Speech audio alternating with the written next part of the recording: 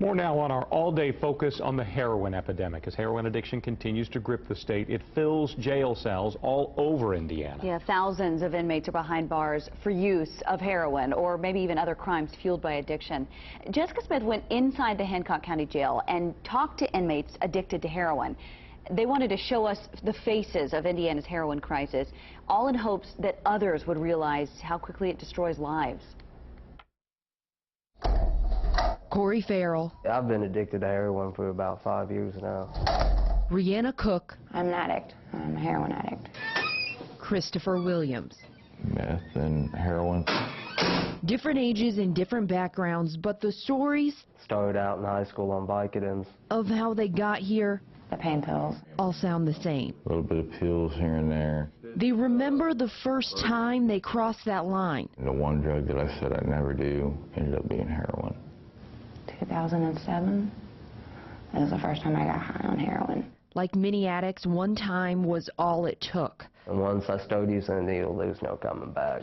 It was just like a snowball. You know, a snowball downhill. Cook has been in and out of jail since 2013 for using and selling drugs, but heroin has held her captive for nearly a decade. It takes over completely. You're thinking the way you think. Physically, it takes over. It makes you sick if you don't have it.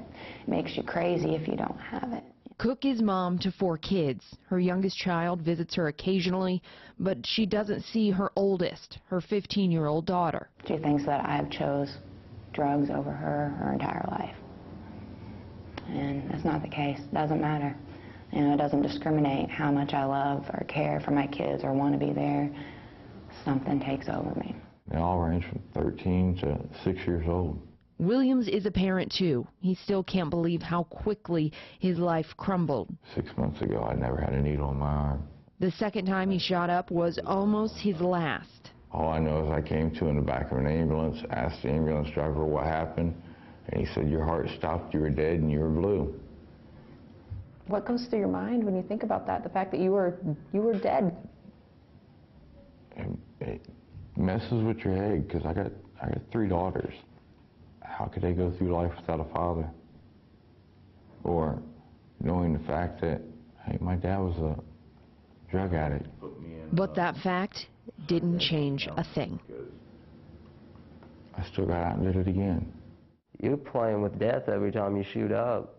Farrell can name 10 friends who heroin has killed. What's real terrible is if you have a buddy OD, the first thing you want to know is where he got his at. With a now clear mind behind bars, he relives that desperation that drove him to extremes. Took an axe and chopped my finger off. You're going to do what you want. You're not going to be sick. Yeah, I went straight to the hospital and gave me Dilaudid. The scar is a constant reminder of the desire that he knows will never go away.